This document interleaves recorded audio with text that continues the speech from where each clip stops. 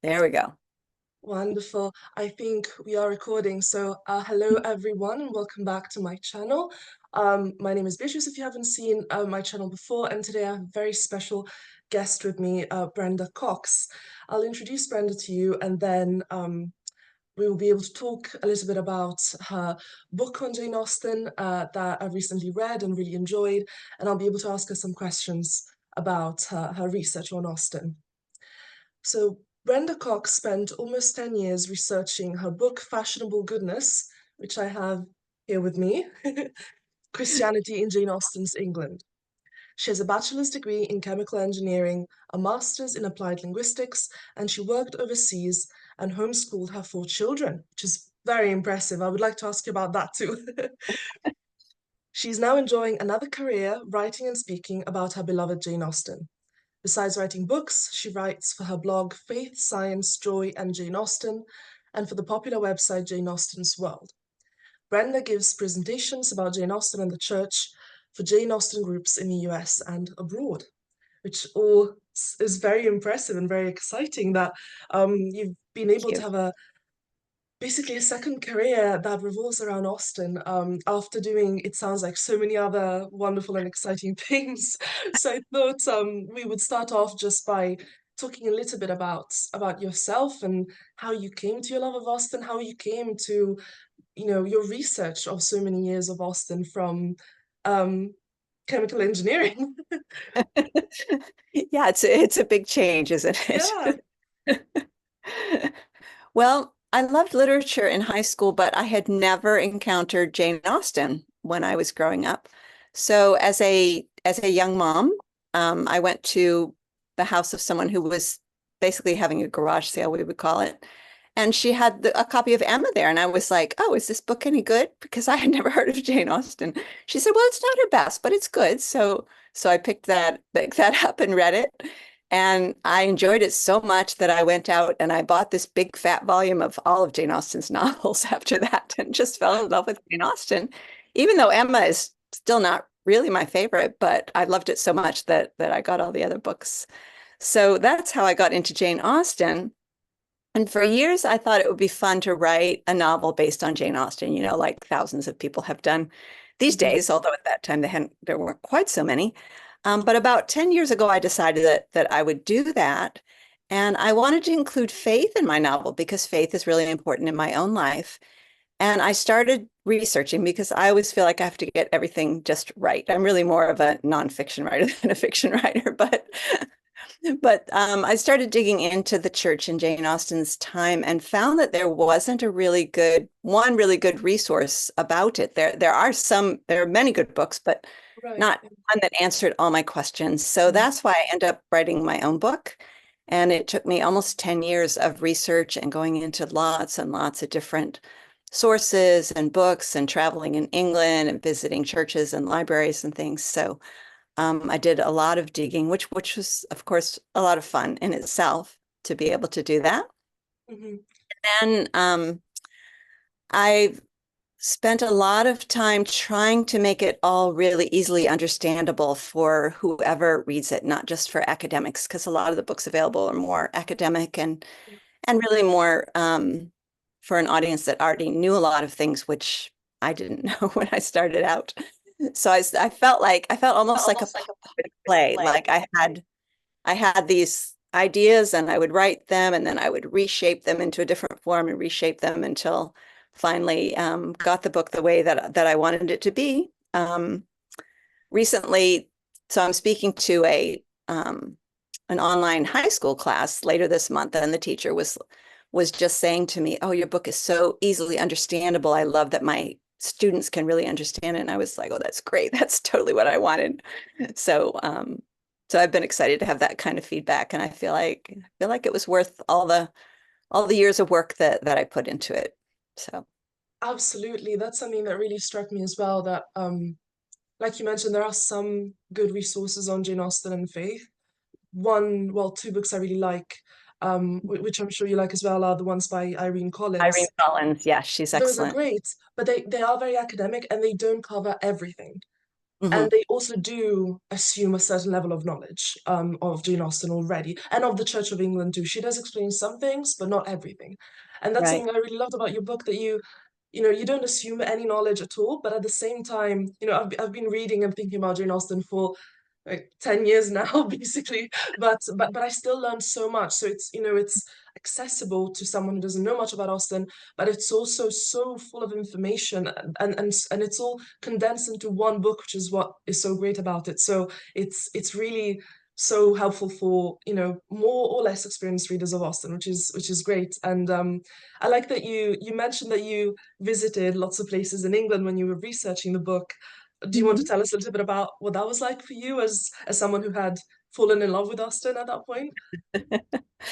Well, of course, it's wonderful for all Austen fans to go and visit places Yeah. like Steventon and Chawton, where Jane Austen actually lived. But it was also just fascinating to go to some of the churches that have been around since her time and learn about some of the history. In fact, one of the ways I started off researching this book was I was in Bath going up to St. Swithin's Church, where her parents got married, which is a fascinating place. And as it turns out, also the Wilberforces got married at that church. So, other famous people there. But on the way, I passed the Countess of Huntingdon's Chapel, which I had never heard of. And I was like, what is this? It was founded just before Jane Austen's time. It tells you right there on the gate. So I went in there and started learning about the Countess of Huntingdon, who started chapels to give the Methodist places to preach and did some amazing things. So it's been fun to learn more about women who were leading the church during Jane Austen's time, which I had never heard of. English people may be more familiar with those people, but I wasn't. So that's been quite an adventure. That's so fascinating, because it sounds like, you know, normally you read a lot about Jane Austen, you become interested in her works, and then you go and visit Bath to Mhm. see what you've already learned about in a way. But it sounds like for you it also worked the other way around, which is actually visiting the places inspired you to do more research on Austen, which That's is really exactly quite right. fantastic. Yeah, Yeah. that's wonderful. Yeah, but well, in that case, would you like to tell us a little bit more about Jane Austen's faith and her family? Because you mentioned that her parents got married in St. Swithin's Church in Bath, which actually I really want to visit myself. I've been to Bath, but not to that particular church. So I'm very excited to go, hopefully later this year. So yeah, would you like to tell us a bit more about her parents, her family, what kind of role faith played in their family life? Sure. Well, her father, as most people know, was rector of two parishes, actually, Steventon and the parish next to it of Dean. And two of her brothers became Church of England ministers. Her brothers, Henry and James, both became clergymen. Um, there is, sorry, anyway, I'll just leave that.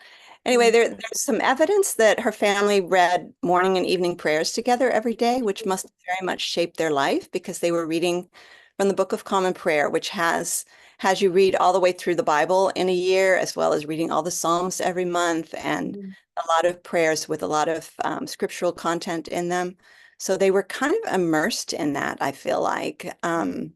You've written a blog actually about Jane Austen's prayers, her own prayers Mhm. that she wrote, which Mhm. are beautiful, very powerful So prayers, beautiful, yeah. which indicate that she had a deep personal faith. And I Mhm. feel like we see that faith in her novels as well, in her, Yeah. even though it's not like she's never preachy, but her moral values really shine through Mhm. her novels. And I think that came from her family. Her father wrote this amazing letter to her brother when he was going off to sea. He was just a young teenager, but he talked about the how religion is the most important thing in life and how he needed to carry out his duties to Mhm. God and himself and his fellow men, which are taught in the Catechism of the Church of England based on Jesus's words in the gospel that we're supposed to love God above all and we're supposed to love our neighbors as ourselves. And he spelled out for Frank some of the things that meant. And Frank carried that letter in his pocket until his death, like many, many years Wow, later, he carried it's that letter incredible. around. So it was really precious to him. And one of the things he said to him is, you need to pray every morning and evening. Yeah. So that's one of the indications we have that her family Mhm. was doing that. Yeah, that I didn't know anything really about that letter until I read your book, and that and I think you include the letter in the book itself, which is wonderful. So if any of you want to read it, it is there, which is great. And yeah, doesn't he say something about I forget the actual phrasing, but it's something about it's it's better to pray briefly than not to pray at all. It's important to have that habit, right? He makes Right. it clear to his son Frank, which I think must be an indication for us that that was very important in their family life, and that was probably what Jane Austen was used to, Yeah, he which basically is says even if you're in the middle of a battle, yeah, just talk to God, just just ejaculate some words briefly, to just God. yeah, Yeah, right. He's saying yeah, keep your mind on God, basically. yeah, Yeah. absolutely. And you mentioned just now that in her novels sometimes faith doesn't come through perhaps very explicitly, and that's Mhm. why at least my experience of speaking to academics within that focus on Austen is that often they are a little bit dismissive when you want to talk about faith in Jane Austen, because they say, oh, but Mr. Collins is a clergyman and he's portrayed as being very foolish and very greedy and all these things. So it sounds like Jane Austen didn't like the Church of England very much, or she didn't like she wasn't Mhm. interested in religion very much, and she doesn't, her characters don't constantly pray out loud. So I think a lot of academics are not very convinced on this, and it might escape a lot of normal readers too, because she's not Mhm. preachy, like you said, right? Right. And yet in your book you talk a lot about faith words, Hmm. which I found really interesting. Words Yeah, that meant something more than they do now to us. Um, that's and that's right. that if we know what these words meant to Jane Austen, we can actually start to see, well, actually faith was very important to her. We're just kind of missing the little hints that she's leaving behind. So do you want to Mhm. tell me a little bit about that? What are these faith words that we should look out for in her novels, and how can they help us to understand her better? Yeah, first, I just want to briefly address this thing about Mr. Collins. Sure, yeah, It's go ahead. interesting to me because everybody loves Mr. Collins. I mean, they love to laugh at Mr. Collins, Yes, of right? course. But three of Jane Austen's heroes are clergymen, right? It's That's not right. just about Collins and Mr. Elton, where she was showing some of the problems in the church at her time. Hmm. But she's got heroes who are clergymen, and Mansfield Park has a lot of discussion of the church and the clergy. So that kind of balances out that treatment of Mr. Collins. Hmm. But in terms of the faith words, so as I was researching, as I said, I looked at lots and lots of books. One of my favorites was a book called Some Words of Jane Austen by Stuart Tave. And he really digs into a lot of very specific words that Austen uses, and looks at what they meant during her time. And one of the things that struck me in reading that was how many of those words were words that were used with religious meanings in that time, that Hmm. we don't really use them that way anymore. Hmm. So, one of them, for example, is the word serious, which often meant religious during that time. So, Hmm. in Persuasion, Anne Elliot is thinking about William Elliot, and Lady Russell's trying to convince her to marry him, and she's like, I don't really trust this guy. And what she says that it says that Anne saw that there had been bad habits, that Sunday traveling had been a common thing, that there had been a period of his life, and probably not a short one, when he had been at least careless in all serious matters. And though he might now think very differently, who could answer for the true sentiments of a clever, cautious man grown old enough to appreciate a fair character, in other words, to be seen as having a good character? How could it ever be ascertained that his mind was truly cleansed? And there's a lot of religious words here, but the central one is really serious. So Serious. Hmm. we know that she's talking about religious practices because she talks about Sunday traveling. And Hmm. Sunday traveling was considered a bad thing because a lot of people in this time only had one day off a week. They only had Sundays off.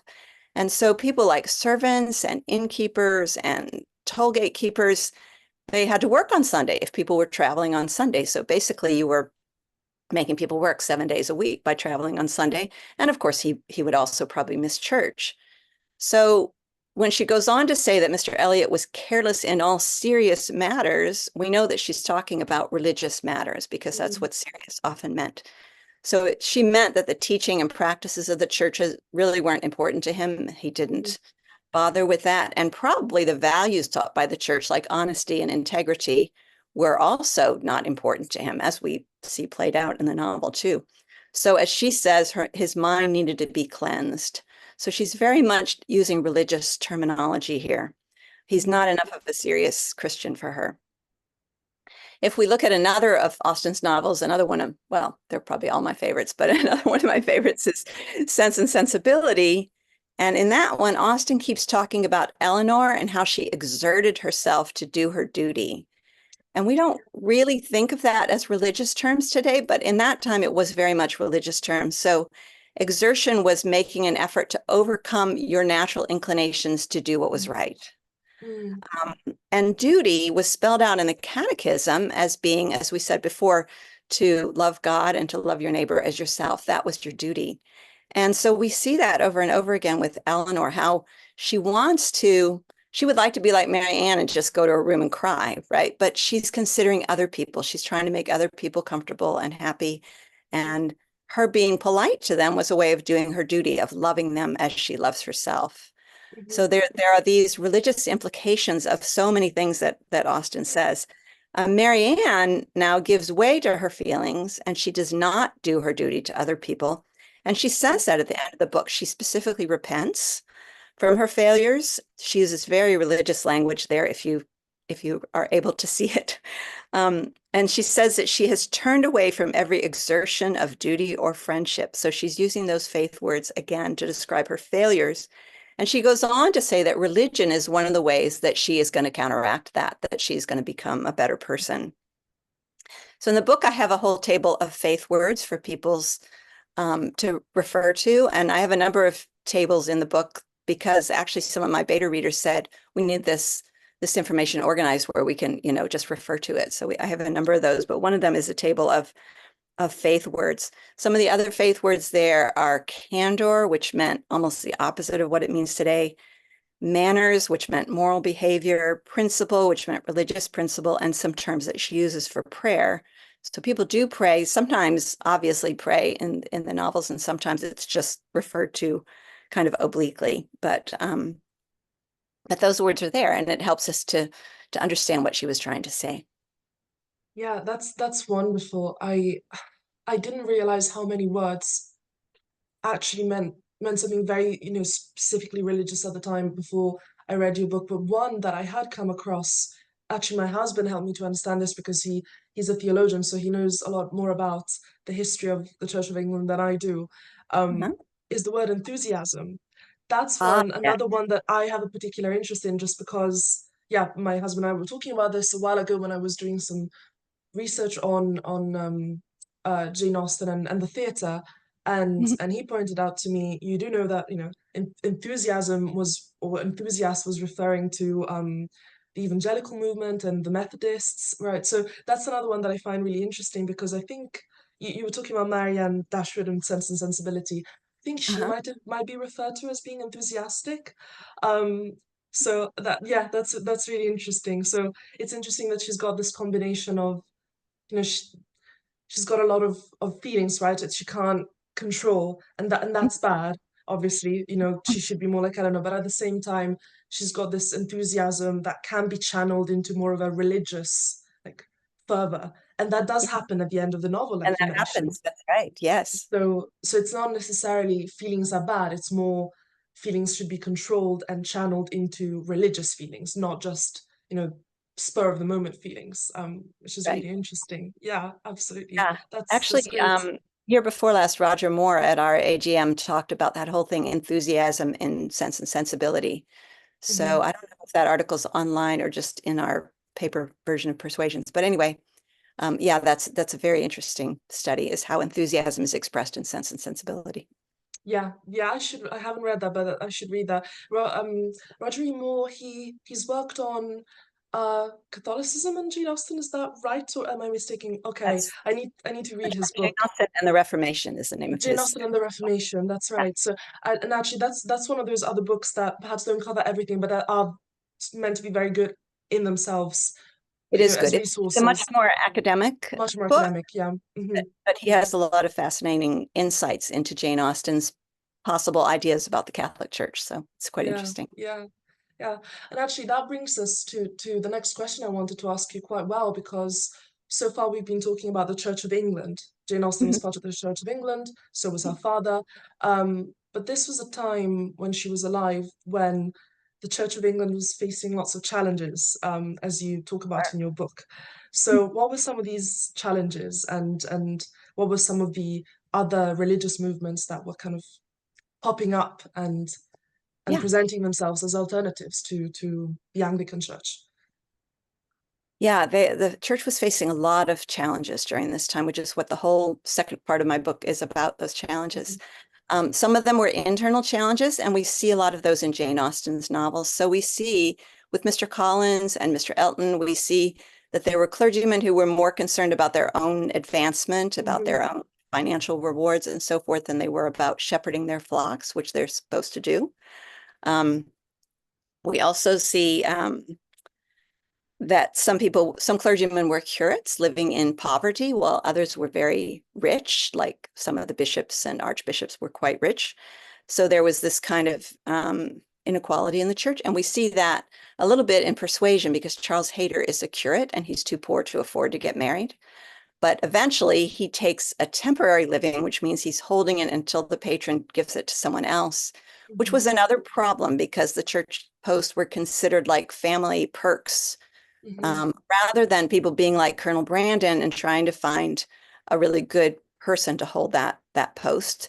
They would give it to people that they were related to, or even buy and sell the right to have that post, as Dr. Grant does in Mansfield Park. So Jane Austen was very aware of those kind of internal challenges, and she talks about them in her books.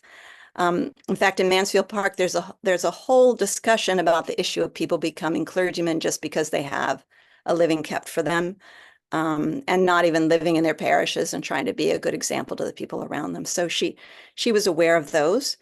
But there were also, as you say, other groups springing up because many of the clergy were not preaching a gospel of salvation by faith.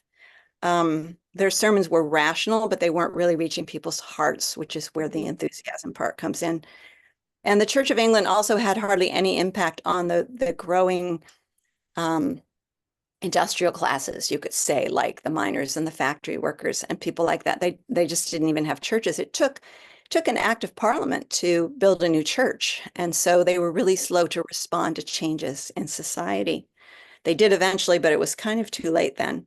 So the Methodists, starting with George Whitefield and John and Charles Wesley, started preaching this gospel of faith. And when Church of England people refused pulpits to them, they just went outside and preached, and they preached to huge fields of miners and factory workers and all kinds of people. They tried to keep those people within the Church of England, but eventually they had to split and become their own denomination at the very end of the 1700s. And there were other denominations. They were all called dissenters because they dissented from the main Church of England, or they were called nonconformists. And those groups were really growing fast. So by 1850, about half of the people attending church in England were from outside of the Church of England, which was a huge change mhm. from even from Jane Austen's time. But those movements were starting up and growing during her time. Well, yeah, that's yeah, it's interesting to think how quickly, how quickly so many people who would have been Anglican went to these other denominations, which and some of them were still within the Anglican Church, is that right? So, for example, some evangelicals were still Anglicans, but they were evangelical Anglicans, is that right? That's right. Yes, so Hmm. there was an evangelical movement within the Anglican Hmm. Church, which stayed and grew and is actually still Hmm. there today. Hmm.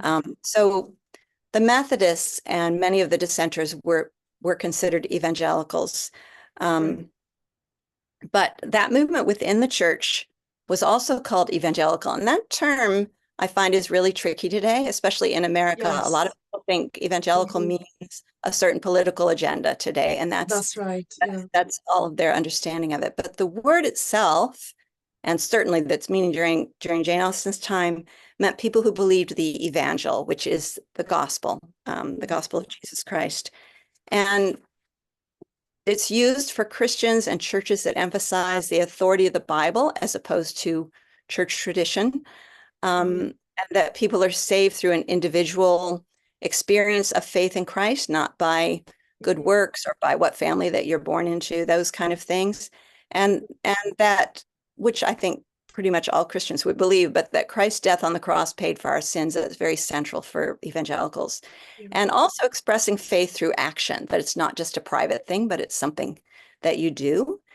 And the main evangelical of Jane Austen's time, or the most, I guess, the most well-known evangelical of Jane Austen's time was William Wilberforce, who we know of today because he led the fight against the slave trade and then Yeah. slavery, which was a huge deal because slavery was so accepted, so widely accepted in their Mm. society. And he led that campaign, he and other evangelicals. But they also led a campaign to change, basically to change the moral values of England. And the Yeah. amazing thing is that they succeeded in that. That was led by the evangelicals. So at that time, when you think of the Regency, and especially the Prince Regent, it's a Mhm. time when it was fashionable to gamble, to get drunk. Like the head of parliament would sometimes come in drunk. It was like this was just what people did, right? And Mhm. promiscuity and adultery, all those things were quite fashionable among the upper classes and among the lowest classes as well.